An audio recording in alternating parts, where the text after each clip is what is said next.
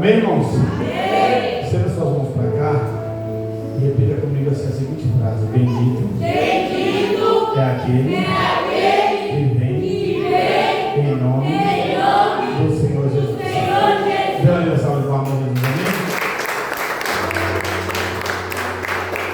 Amém? Meus irmãos, minhas irmãs, a paz do Senhor. Amém. Abram comigo nossas Bíblias no Evangelho escrito por Mateus. Evangelho escrito por Mateus, capítulo de número 15. Evangelho escrito por Mateus, capítulo de número 15, a partir do versículo de número 21. Estão abrindo a página.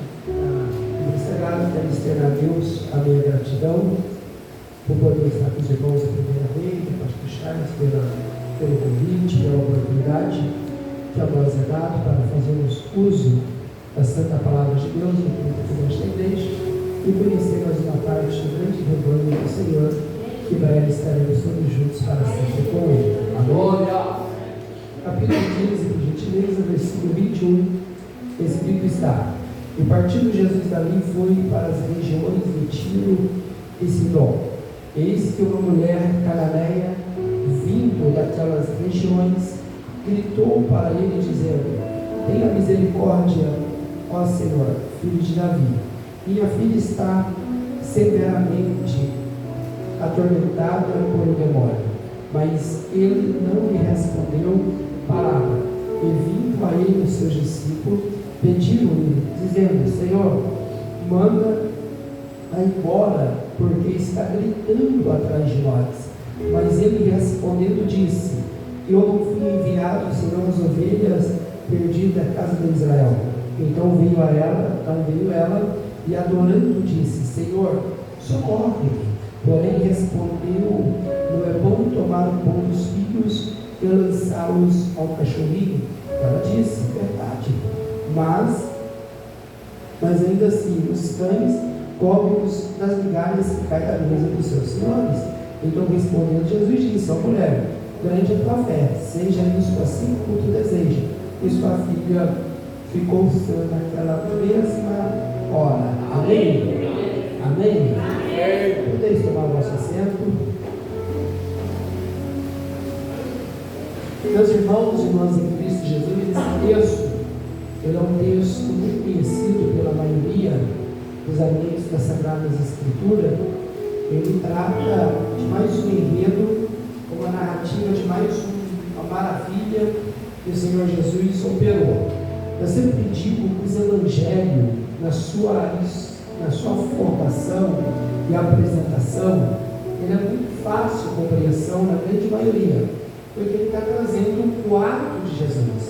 E os atos de Jesus foram muitos, entre eles abençoados o povo que a ele aproximava, através da cura, através de purificar o caso dos leprosos, através de instruções, como foi com Nicodemos, a mulher de Samaria e muitos outros enredos que os evangelhos apresentam. Entendemos nós e compreendemos e temos os 3 primeiros escritos do Novo Testamento, chamados evangelhos sinóticos, onde as alterações são repetidamente cada um dos evangelhos apontando e obedecendo também a realidade dos escritores. Temos o 4º escrito, o Evangelho de João, onde tem um diferencial entre os sinais, tem a questão da doutrinação sobre a natureza divina de Cristo, pois no período que o Evangelho de João foi escrita, a mesmo já estava em contexto onde a própria pregação do Evangelho estava sendo contestada por alguns hereges, negando assim a divindade de Jesus. Por isso, ele tem um contexto mais doutrinário, além de trazer também alguns milagres que Jesus operara. Como nós chegamos aqui, nosso amado irmão está trazendo uma palavra sobre João, capítulo 11. E no capítulo 21, que ora lemos, ele já abre dizendo que Jesus estava numa determinada região. E o texto vai começar assim, no versículo 22. Eis que uma mulher cananeia, vindo daquela região, gritou para ele dizendo: tem misericórdia de mim, ó Senhor, filho de Davi. Então nós vamos fazer algumas aplicações, depois orar junto com a igreja, apoiado em cada versículo que ora lemos aqui. A primeira ideia do versículo é que uma mulher que estava vivendo uma situação difícil em relação à sua filha, pois o texto diz que a sua filha estava, numa tradução ou versão, horrivelmente endemoniada. Imagina, se está endemoniado já é horrível, imagine horrivelmente endemoniada. Ela estava então numa situação de atormento, e a mãe, desesperada, ao mesmo tempo motivada pela situação, vai a Jesus, e ela chega clamando: filho de Davi, tem misericórdia de mim. Quando nós perguntamos para o texto, porque o versículo 23 vai dizer que, vindo ele e seus discípulos, pediram dizendo: manda embora, porque vai gritando. Nós temos que aprender duas lições sobre a oração, duas lições sobre o clamor, duas lições para que devemos refletir quando entrarmos na presença de Deus. A primeira lição é que essa mulher não era judia, essa mulher não era descendente de Abraão, ela não era da cultura ou do povo judeu, ela era de Ciro Vinícia. Em outro contexto, ela era uma gentia, ela era uma pagã, ela era aquela qual não fazia parte do povo da promessa. Mas quando ela chega ao Senhor Jesus, ela chega como uma judia, ela chega como um povo da promessa, ela chega clamando segundo a expectativa do povo judeu, que era aguardar o Messias, o filho de Davi. E ela chega clamando: filho de Davi, tem misericórdia de mim. Mas qual é a questão desse versículo e desse clamor? É que essa mulher, ela chega a Jesus vestido de uma piedade judia. Isto é que muitas pessoas acham que para Deus atender tem que vestir uma determinada capa, tem que orar bonito, tem que se apresentar de uma forma que atrai a atenção de Deus. E essa não é a verdade. Deus não procura, como alguns dizem, a oração forte. Deus não procura quem fala bonito nas suas orações. Deus não procura aquele que grita mais alto, ou aquele que geme com mais espiritualidade. Deus procura aquele que ora com sinceridade. Deus procura aquele que chegue nele apresentando de fato quem é. Quando essa mulher clama filho de Davi, ela está chegando de uma forma que ela não representa, que não é a natureza, que não é a realidade, ainda que ela está reconhecendo filho de Davi, mas ela não era judia, não era costume do povo gentil orar dessa forma. Deus me trouxe aqui nessa noite para que cada um de nós entendamos, e para chegar a Deus não precisa de maquiagem, não precisa, não precisa de enfeite, ou de falar não bonito, ou de orar muito tempo. Precisa de uma sinceridade, pois Deus não rejeita oração sincera. E eu acredito categoricamente que a igreja está de pé ainda hoje, e nós estamos aqui ainda hoje, porque Deus contempla a sinceridade dos nossos corações. E ela clama filho de Davi, porque os discípulos falam para Jesus: Jesus, despede. Outra versão, na tradução que eu estou usando, manda embora. Essa que coisa, ela está gritando justamente por causa da frase filho de Davi, justamente por causa da frase filho de Davi. Como ora vos falei que o povo judeu espera o Messias, descendente de Davi. Quando olhamos para os evangelhos, em especial Mateus, pelo já no primórdio do capítulo 2, pode ver que no nascimento de Jesus, Herodes naquela época já se preocupava em matar o menino. Por quê? Porque tem a promessa dos profetas, Deus usando os profetas, tanto escrito, isto é através dos livros, os canônicos e os não canônicos, isto é, os não escritos, como os profetas que não têm livro em seu nome, mas proferindo, profetizaram que o Messias viria. E dentro do Antigo Testamento há inúmeras profecias que falavam do Messias, do filho de Davi, promessas escatológicas, como também tem no livro de Daniel, no livro de Ezequiel, como o filho do homem. Então o Senhor Jesus é a promessa cumprida, e os reis daquela época já se perturbavam, porque se levantaram 4 tronos, 4 poderes. Quais são? O babilônico, o medo-persas, os gregos, os romanos, que operavam na época de Jesus. Mas todos os 4 tronos, todos os grandes poderes, os mais poderosos e bélicos que foram, eles se levantaram, mas caíram. Mas tem uma promessa de se levantar um trono que permaneceria para todo sempre. E esse era do filho de Davi, esse era da casa de Davi, esse era da raiz de Jessé, esse era do Senhor Jesus. Então, quando era a filha de Davi, os discípulos ficam com medo. É por essa razão que o cego de Jericó, ele está clamando: o filho de Davi, tem misericórdia de mim. Mas ele também é obrigado pelos muitos para parar de gritar, mas ele grita mais alto. Não importa o tanto que a minha vida está em risco, não importa o tanto que vocês têm medo, não importa o tanto que vocês têm, quem sabe, cisma, mas o importante é eu entender que ele é a promessa cumprida, ele é o Messias prometido, ele é o Senhor que havia de vir, veio, ele é aquele que cura, é aquele que restaura, aquele que liberta, aquele que levanta, aquele que sara, aquele que ressuscita. Deixa eu ver quem apoia a presença dele nessa noite.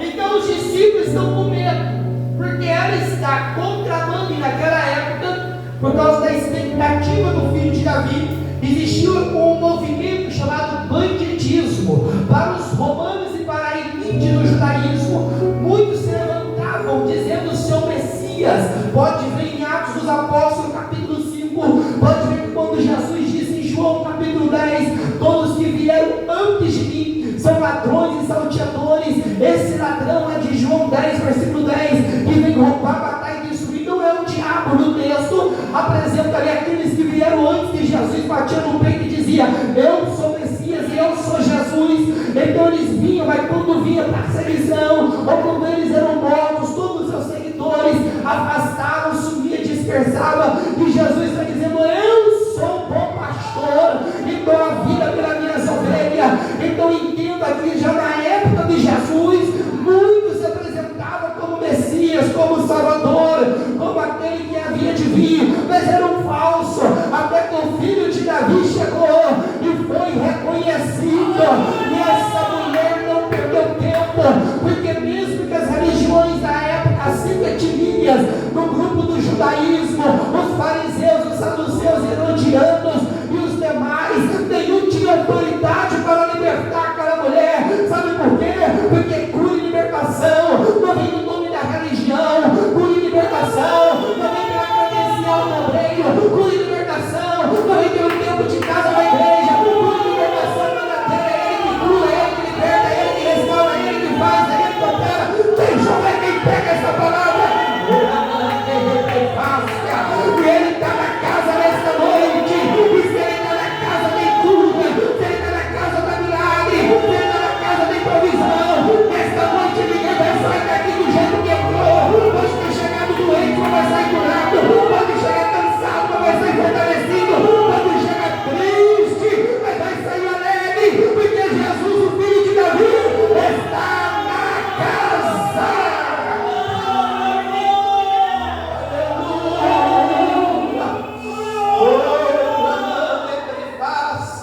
E ela continuou clamando. No versículo 23 diz: mas ele não lhe respondeu palavra. Olha que interessante, Jesus está ouvindo ela, mas Jesus não está dando resposta para ela. Tem pessoas que não sabem lidar com o tempo de Deus. Para alguns o tempo é inimigo, como foi lido aqui em João 11. Os mensageiros foram, mas o texto não fala quando eles voltaram, eles voltaram. Mas o texto fala que Jesus demorou 4 dias. E Marta e Maria falou: olha, se tu estivesse aqui, meu irmão não teria morrido. Outras palavras, tu chegou atrasado. Em João capítulo 5, homem há 38 anos que sofria, e Jesus fala: quer ficar sã? E ele responde: não tem ninguém por mim. O tempo foi inimigo da expectativa dele.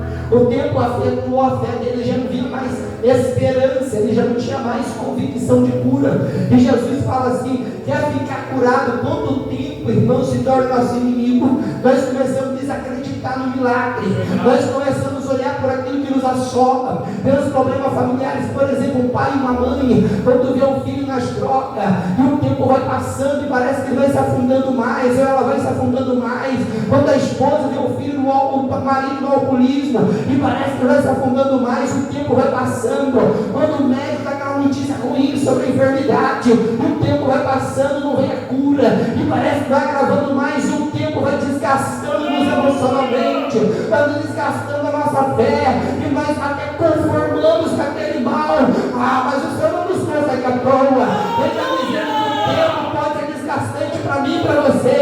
Jesus não respondeu nada a essa mulher, mas isso não significa que ele não responder a ela, que ele não estava trabalhando em favor dela. O fato de Jesus não lhe falar o que tu quer ouvir, o fato de Jesus não lhe responder na hora que você quer, não significa que ele não esteja trabalhando por nós outros. Até porque quando nós semeamos uma semente, ninguém vê a semente sendo trabalhado debaixo da terra. Pode ser que tu não está vendo com os olhos físicos, mas com os olhos da fé Deus já está trabalhando, e Ele trabalha para os que nele confiam. Oh, aleluia! Aleluia! O versículo 24, ela respondeu e disse: Jesus fala: eu fui enviado para as ovelhas perdidas da casa de Israel. Por que ele fala isso? Porque o ministério terreno de Jesus é focado em Israel. Em João capítulo 1, versículo 11, Jesus vai dizer, o narrador do Evangelho vai dizer que ele veio para os seus. Em Mateus capítulo número 10, versículo 4 e 6, Jesus fala: aí diante das ovelhas perdidas da casa de Israel. Em Romanos capítulo 9, versículo 4, Paulo fala a eles quem? Israel. A eles pertence a aliança, a promessa, a lei e a revelação. Então o Senhor veio para Israel, porém, querido, eles não compreenderam a mensagem, nem os discípulos compreenderam, nem depois da ressurreição. Foi um processo, a compreensão da mensagem do reino, e compreenda isso. Então Jesus veio para Israel na última semana do ministério de Jesus, e ele vai até os gentios. Muitos gentios foram beneficiados no ministério terreno de Jesus, mas eram eles que iam até Jesus. Mas na última semana do ministério de Jesus, ele vai até os gentios. Aí vem o entendimento de João 3,16, que Deus amou o mundo de tal maneira que deu seu Filho unigênito, para que todo quanto nele crer não pereça, mas tenha a vida eterna. Em Mateus capítulo 11, no versículo 28, Jesus conclamou dizendo: vinde a mim todos vós que estáis cansados e sobrecarregados, e eu vos aliviarei. Então a porta da oportunidade está aberta para os judeus, está aberta para os gentios, está aberta para mim, está aberta para você. É por essa razão, em Romanos capítulo 1, versículo 16, Paulo vai testificar: não me envergonho do Evangelho de Jesus Cristo, pois é o poder de Deus para a salvação de todo quanto que nele crê. Então compreendemos isso.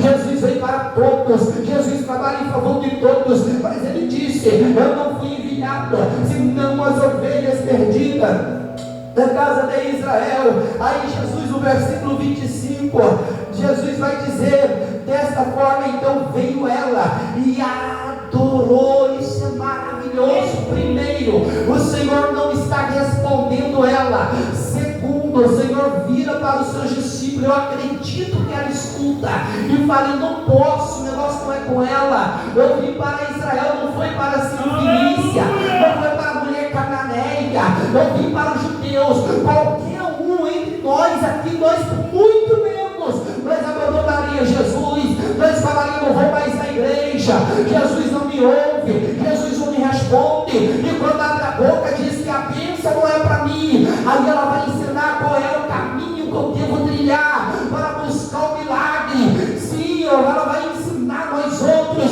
qual é o caminho que deve se trilhar para buscar o milagre. Primeiro, é o caminho da perseverança. ela não desiste em meio à resistência, ela não desiste em meio aos embates. Tem muita gente que começa hoje e amanhã não recebe, depois da manhã desvia. Tem muita gente que está que nem Gálatas capítulo 3 e diz que começaram no espírito e como terminaram na carne. Tem muita gente que começa de pé e termina caído. Tem muita gente que começa santo e termina profano. Mas no livro de Daniel capítulo 12, no versículo 13 diz: tu porém vai até o fim e na tua sorte descansará. Em Mateus capítulo 24 versículo 13, aquele que perseverar até o fim, esse será salvo. Em Eclesiastes capítulo 7 versículo 8 diz que o fim é melhor do que o começo. Em 2 Timóteo capítulo 4 versículo 7 diz: Paulo declarando: combati o bom combate, acabei a carreira e guardei a fé, e agora está reservada a minha coroa da justiça, não somente a mim, mas a todos quanto amam a volta de Jesus. O negócio é como começa, o negócio é como termina. A mulher começou clamando, não teve resultado no início, mas ela não desistiu. Quem sabe Satanás já jogou seta dizendo: para, desiste, recua, não adianta orar, não adianta clamar, mas nós vamos nos posicionar e dizer: eu vou continuar, eu vou perseverar.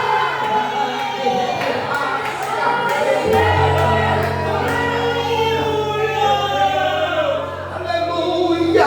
E é tão maravilhoso tudo isso, que ela não somente persevera, mas ela mostra como ela persevera.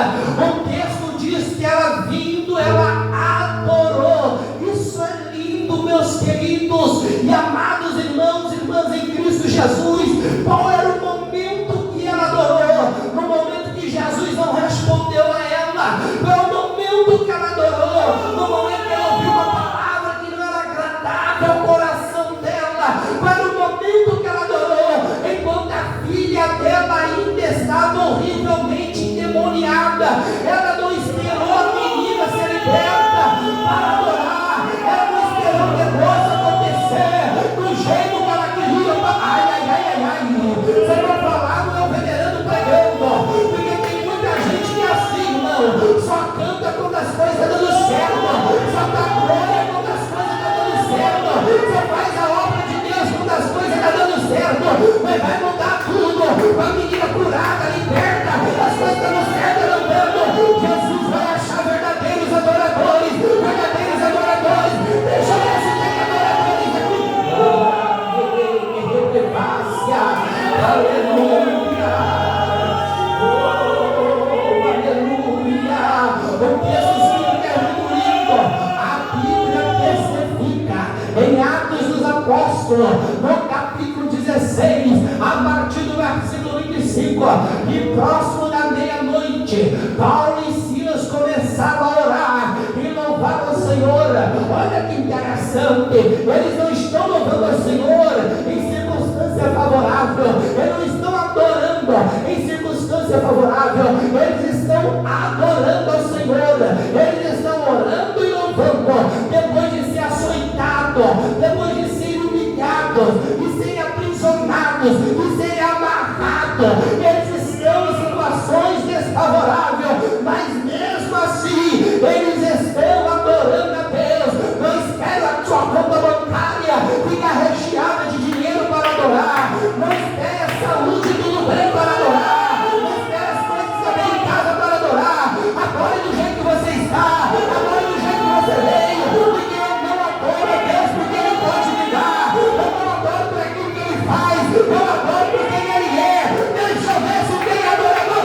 Faça barulho de adorador nessa noite.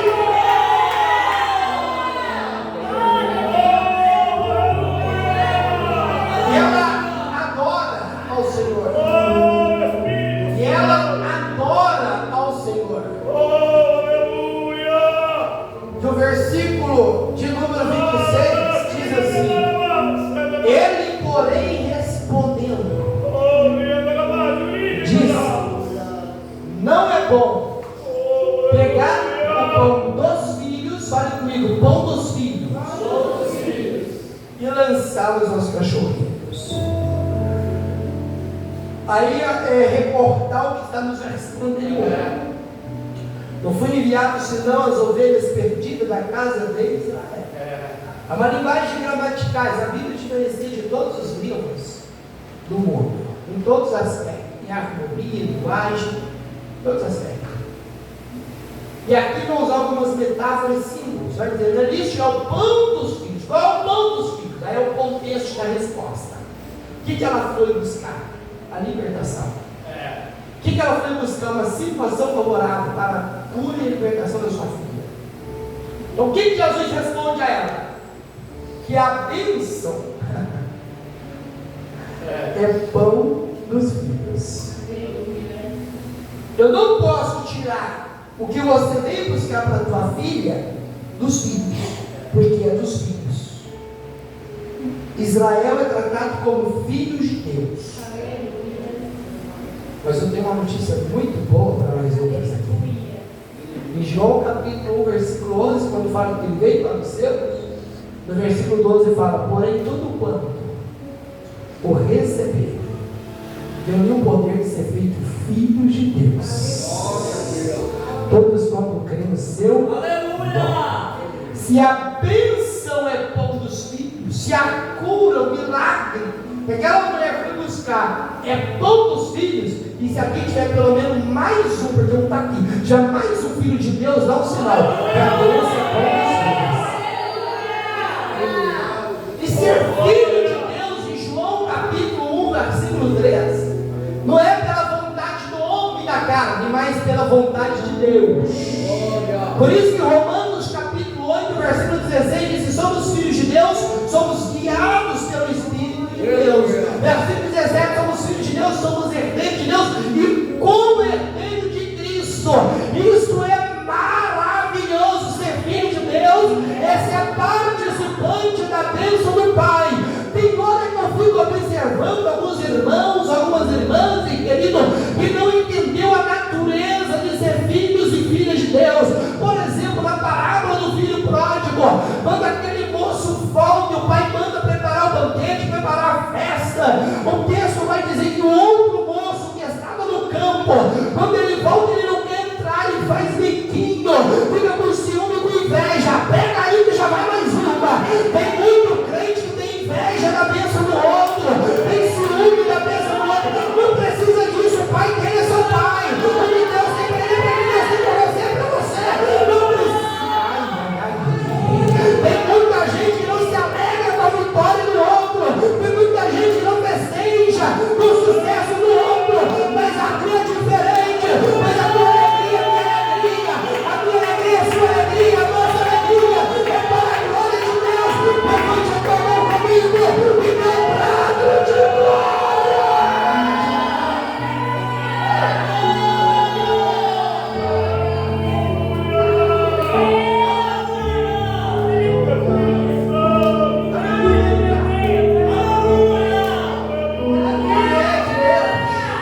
A bênção já é dos filhos.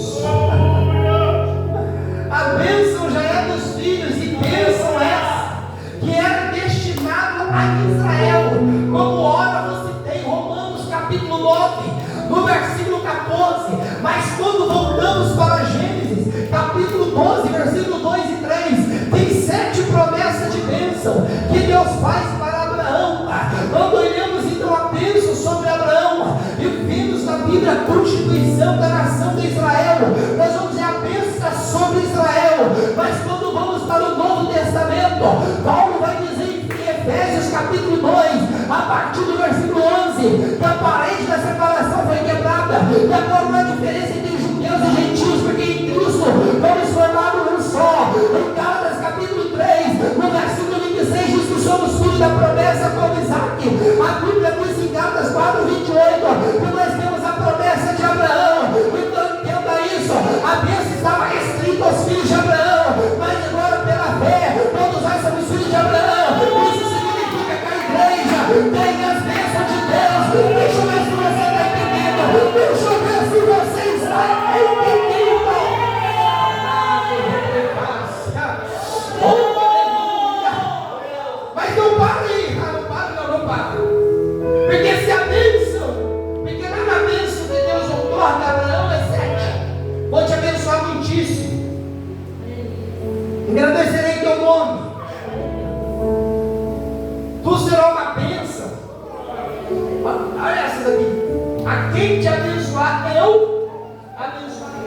quem te amaldiçoar eu? Olha que a mulher vai dizer, Senhor, mas os cachorrinhos também comem das migalhas que caem da mesa do céu? Sabe o que Jesus, sabe o que ela está dizendo? Senhor, abençoa Israel, que nós seremos abençoados. Sabe qual a lição? Olha para quem está do teu lado e fala, se Deus te abençoar, eu também serei abençoado. Aleluia! Vou dar um nome aqui, uma bênção participativa. Deus não vai restringir te abençoar também. Então, observa que no meio dessas bênçãos tem também uma certeza de proteção.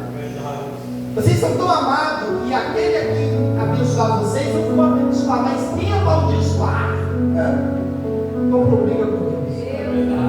Não precisamos levantar na nossa geração crentes macumbeiros.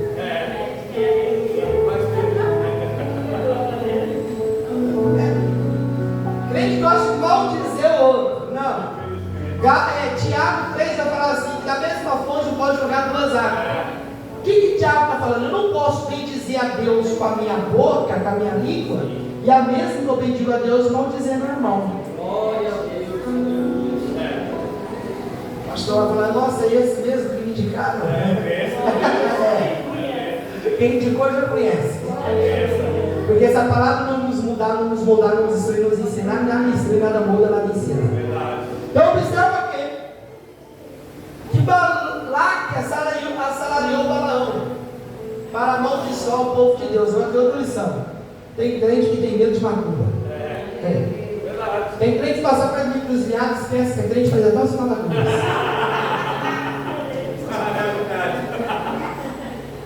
É crente que tem medo. Mas tem uma notícia muito boa aqui. É tudo respaldado na Bíblia. Quem crê na palavra de Deus? Lê em Números capítulo 23, quando Balaque assalariou Balaão para amaldiçoar o povo de Deus. Lá no capítulo 24 diz que feitiço e encanto não vi, nem encantamento vai contra o povo de Deus.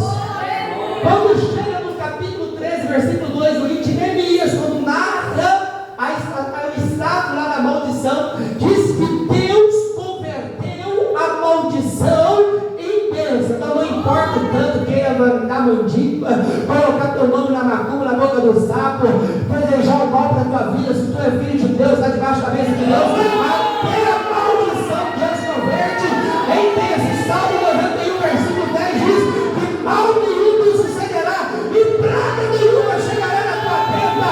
Então, em nome de Jesus, entenda: filhos e filhas de Deus já são abençoados e protegidos pela presença de Deus.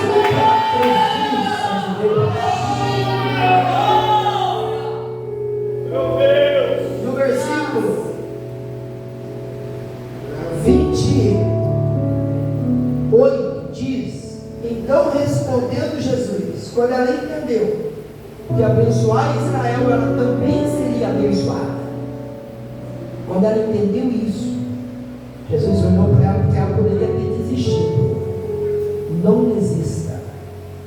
Pastor, mas não desista. Pastor, eu tenho razão para desistir, eu tenho motivo para desistir. Pode até ter, mas é humana. Humanamente todos nós temos, mas o milagre não é humano. O socorro não é de baixo. A provisão não vem da terra. Você pode ter N razões para desistir, mas uma única te dá garantia e certeza de vitória. Está no poder do nosso Deus. Pastor, mas passou um tempo, nada resolveu, nada mudou. Sim, nada, mas só que o nosso Deus também não muda.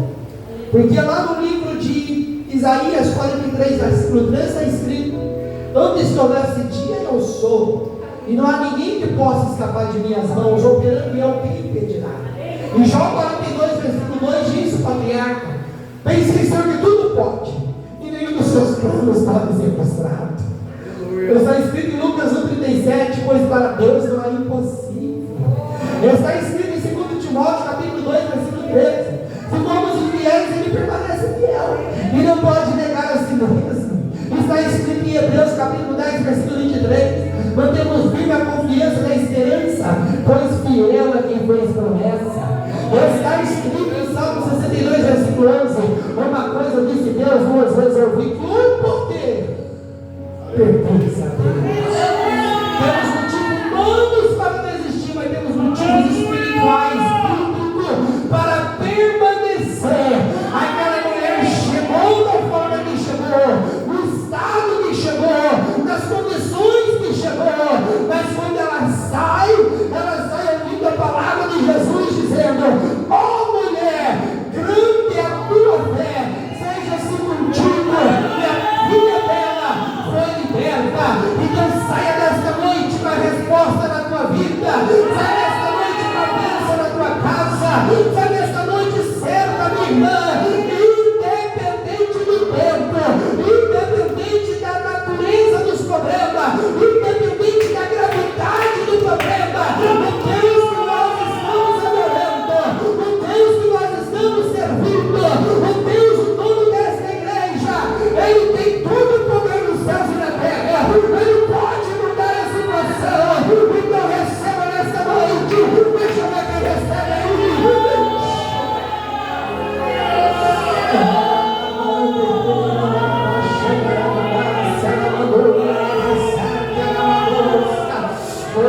Espírito Santo, aqui estamos nesta noite crendo no teu poder, nós cremos na manifestação da tua glória. Eu não conheço a natureza dos problemas do teu filho, eu não conheço a causa da tua filha, eu não conheço a diversidade, o que lhe traz tristeza, o que traz ressentimento, eu não conheço, mas o Senhor conhece, o Senhor sabe, o Senhor opera, o Senhor realiza. Nós queremos esta noite a busca pelo milagre. Nós cremos no milagre, nós cremos no sobrenatural, nós sabemos que tudo muda, a cultura muda, a moeda muda, a ciência muda, a filosofia muda, a teologia muda, a religião muda, nós mudamos, mas o Senhor não muda, o teu poder não muda, a tua glória não muda, a tua graça não muda, o teu pelo encontro, papai querido, de cada vida nessa noite, manifesta o teu poder com cura, manifesta o teu poder com milagre. Não precisa de muito, Senhor, precisa de fé. Apenas cremos que o Senhor opera, que o Senhor realiza. Aonde o teu filho estiver agora, aí sentado, vai tocando, vai tocando, vai tocando. Toca, Senhor, na saúde, toca no alto da cabeça, a planta dos pés, manifesta a tua glória com graça, com autoridade, com poder. Quem sabe, Senhor, irmãs aqui, orando pelos seus familiares, o diabo tem soprado, vai morrer nessa condição caótica, vai morrer nessa miséria, mas não vai não, Jesus, porque o Senhor entra com provisão, o Senhor entra com libertação, o Senhor entra com restauração. O Renan tem reprevância, o calamante, ele reprevando na casseta. Ah, papai amado, também vai tocando na alma, vai tocando nos corações, ó Pai. Vidas, ó Pai querido, que tem chorado, Senhor, no seu quarto, tem chorado no banheiro sozinha, porque não aguenta tanta aflição, tanta angústia. Vai tirando toda a angústia do peito, vai tirando toda a dor da alma, vai derramando bálsamo do teu espírito. É no nome de Jesus que eu oro, é no nome de Jesus que eu oro, é no nome de Jesus que eu creio. O Senhor está trabalhando em favor daqueles que confiam, que acreditam, tudo para a glória do teu nome. Oh, aleluia, que a igreja diga amém. Que Deus abençoe. Vou estar voltando o microfone aqui de direito. Externo uma vez mais a minha gratidão. Rogo aos irmãos que orem por nós. A minha esposa não está devido a estar com as irmãs, e a minha filha pelo horário que chega da escola. Sou casado com a irmã Elda, temos uma filha vai fazer 14 anos agora, a Esther. Moramos em Bragança Paulista, apesar de congregarmos em Atibaia. Hoje em Atibaia nós lecionamos também um curso bíblico, todas as quinta-feiras e sábado, ali no centro, ali na nossa igreja central, da Assembleia de Deus Judiciário do Belém. Toda quinta-feira estamos ali dando estudo bíblico através do curso teológico. Também pela vontade de Deus, nós também temos trabalhado com cursos, de formação para obreiros, para líderes, para pregadores. Agora vamos estar iniciando, pastor, um curso online.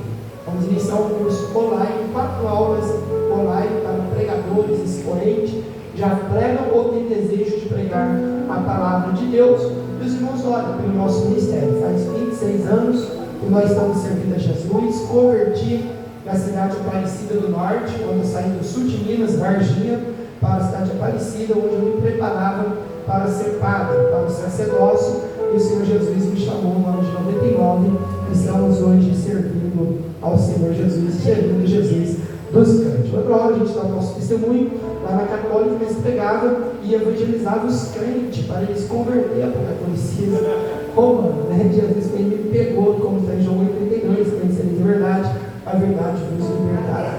Nós estamos hoje, graças a Deus, por fazer parte desse rebanho e também ter nos aproximado mais e mais da Sagrada Escritura. Mais uma vez eu peço, cobro-vos oração, e eu acredito que Deus está nos abençoando como tem abençoado a Madeira. Muito obrigado, pastor, pela confiabilidade, pela oportunidade que a nós outros foi otorgada. No final, se você quiser presentear o esposo, o filho, o pastor, você vai ter uma gravata ali maravilhosa, linda. Se Salomão estivesse aqui, acho que ele não teria condição de usar, mas você tem. Tá bom?